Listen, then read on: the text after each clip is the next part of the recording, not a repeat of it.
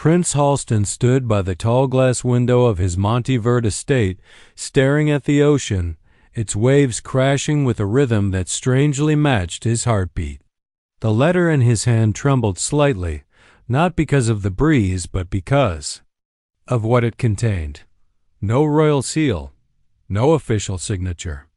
Just a plain envelope, bearing news that would pull at the deepest layers of old wounds. It was from the Crown Secretary, Lord Pembroke, and the words inside were short but heavy. King Edmund was gravely ill, and the time to reconcile was now. He read the line over and over. He says he's dying. It wasn't a direct confirmation. More like a whisper passed between courtiers and transcribed in ink. But Halston couldn't ignore it. The man who had raised him with a crown already hovering over his childhood had been distant for years, cold even. Their final exchange before Halston left for North America was a bitter mix of restraint and wounded pride. The memory of that cold parting lingered now more than ever. Later that evening, Halston wandered through the garden Mireille had designed herself. Lanterns lit the path, but his mind remained in the dark. He thought about the old stables, about galloping beside his father on stormy mornings through the royal countryside. King Edmund hadn't always been cruel. There were times he was quiet, thoughtful, a man who looked at his son not as a symbol but as a boy. Inside, Mireille waited in their sunken living room, arms folded tightly, watching Halston from behind the glass. She had seen the letter too, but her reaction was colder. She questioned the timing, the motive, the purpose of the king's message. Halston had no answer. He simply sat, elbows on knees, letter resting beside him like a dormant weapon. That night, Halston didn't speak much. Mireille tried to ask what he planned to do, whether he would respond, whether he even believed it. But instead of answering, Halston slipped away again, back into the garden, where the night air wrapped around him like memory. He wasn't sure if it was guilt or grief beginning to settle inside him, maybe both. Something had shifted. The line between distance and duty had blurred. And although he didn't say it out loud, the decision had already begun to form. The following morning, Halston woke earlier than usual. He stood in front of the mirror, adjusting a collared shirt he hadn't worn in months. Mireille noticed the change immediately. Without a word, he began sorting through a small travel bag. His movements were slow but deliberate. He didn't need to explain. The silence between them did all the talking. He was going back. Whether for closure, for peace, or for something else entirely, Prince Halston was heading toward the very place he had once sworn never to return. Prince Halston arrived at Wren Hall just as the afternoon sun dipped behind a curtain of gray clouds. The estate loomed with its ivy-covered stone and its empty windows that seemed to watch him approach. It was far from the grandeur of the royal palace, intentionally secluded, a place used for private confrontations and confidential meetings. His car slowed at the circular drive, and as he stepped out, he paused, staring up at the familiar archway where he had once stood beside his father during summer retreats. Inside, the atmosphere was cold and almost clinical. A single fireplace burned in the sitting room, casting flickering shadows across the high ceiling. There were no signs of warmth, no family portraits, no evidence of sentiment. King Edmund sat in a high-backed chair, a heavy wool blanket draped over his legs, his frame thinner than Halston remembered. The aging monarch did not rise when Halston entered. Instead, he tilted his head slightly, as if acknowledging a long-lost figure from another lifetime. Halston approached cautiously, unsure of what expression to wear. He didn't expect affection, and none was offered.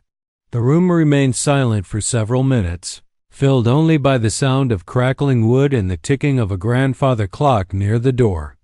Then, without fanfare, King Edmund gestured toward the seat across from him. Halston sat, his hands clasped, his back straight. The conversation began slowly, like a match striking against damp stone. The king remarked on the weather, the state of the monarchy, even the shifting politics in the realm. Halston answered minimally, unsure if this was a game or a test. And then the tone changed. The king looked at his son with hollowed eyes and leaned forward just slightly. He spoke of endings, of legacy, of wanting to leave the world with fewer enemies and fewer regrets.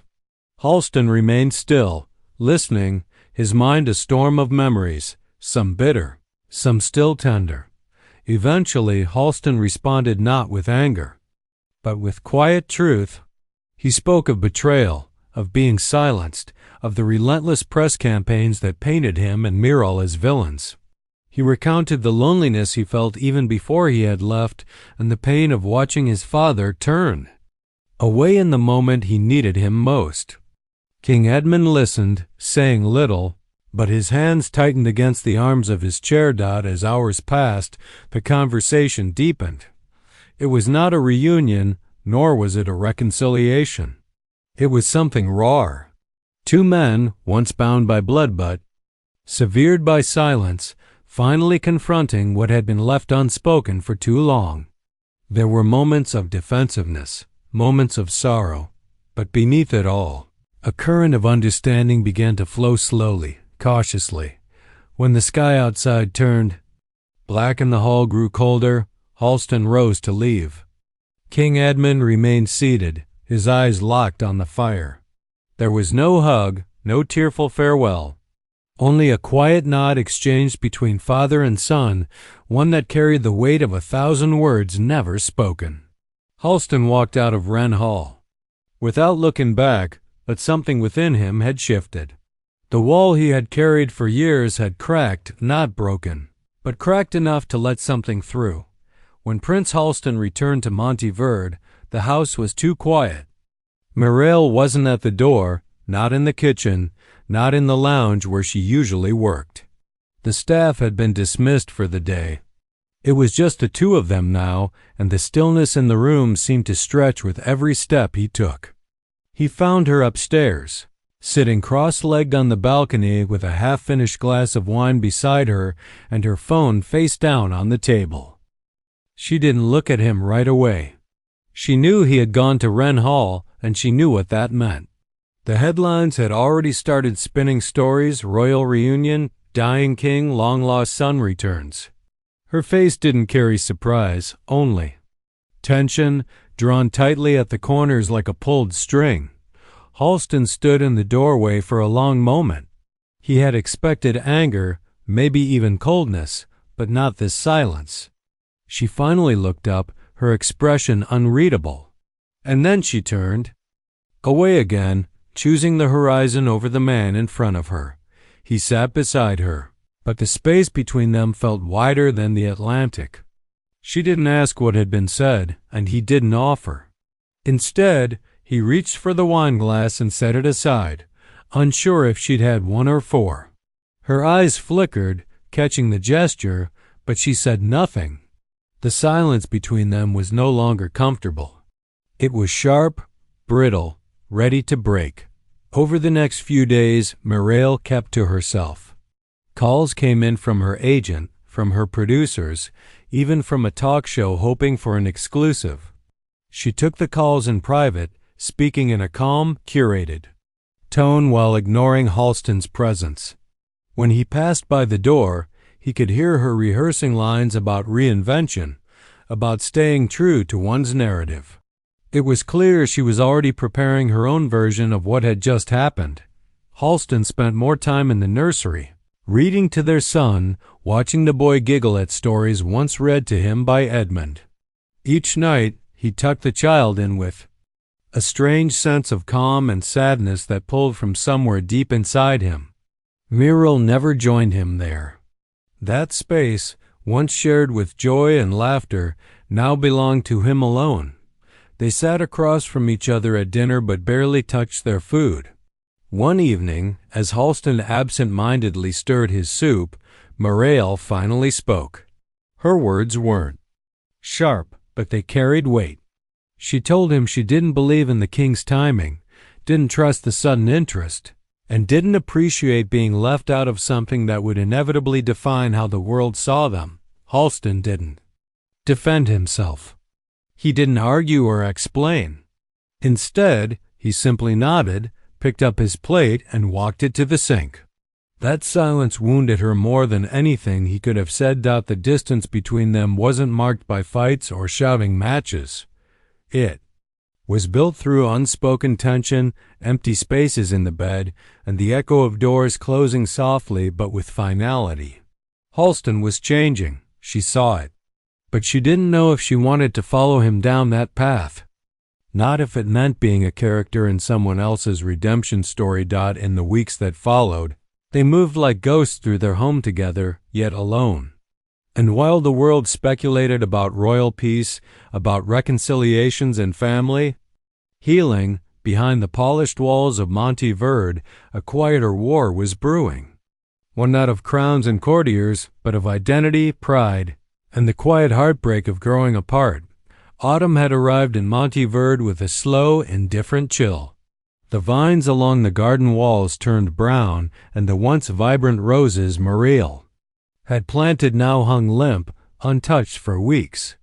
Prince Halston had fallen into a quiet rhythm.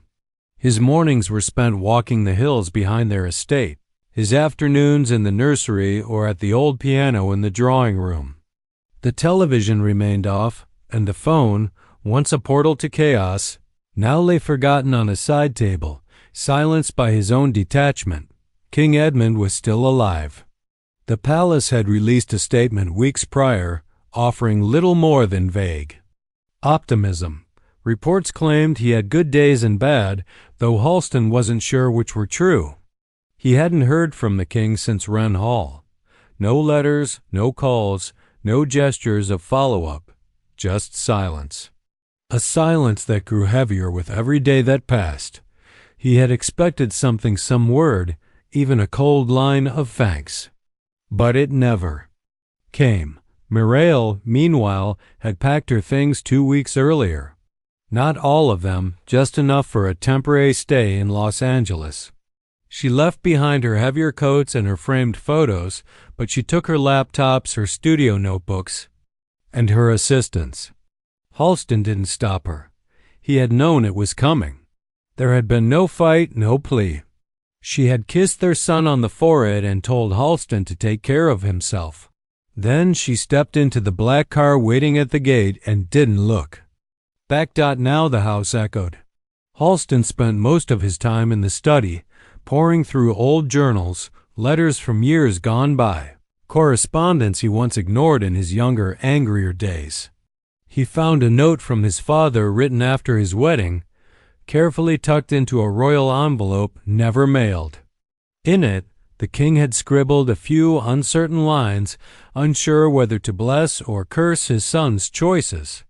The ink had smudged at one corner, as if from a hesitant hand or a moment of regret.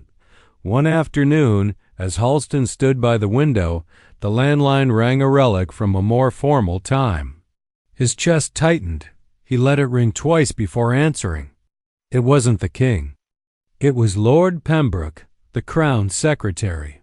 The voice on the other end was formal, but softer than before. Lord Pembroke informed him that King Edmund had been taken to his private chambers and would likely remain there for the remainder of the season. There was no declaration, no dramatic proclamation. But before ending the call, Pembroke added one final note. The king had spoken of Wren Hall recently, of a fire that hadn't warmed the room, of a son who came back with old wounds but an open mind. That was all. Halston stayed at the window for a long time after the call ended. The fog rolled in from the hills, settling like a wool blanket over the garden. He pressed his palm against the glass, feeling the cold seep through. He didn't cry, didn't speak. The silence between them, between father and son, remained. But now it felt different. Not empty, just unfinished. He turned away from the window and walked toward the nursery. Their son was napping, arms curled around a stuffed bear. Halston sat beside the crib, one hand resting on the wooden frame. He looked at the boy and wondered what legacy he would one day inherit. Not titles or castles, but choices, pride, silence, and the fragile art of forgiveness. Outside, the fog thickened. Inside, Halston closed his eyes and listened to the quiet. The call he waited for had never come. But somehow, it no longer mattered.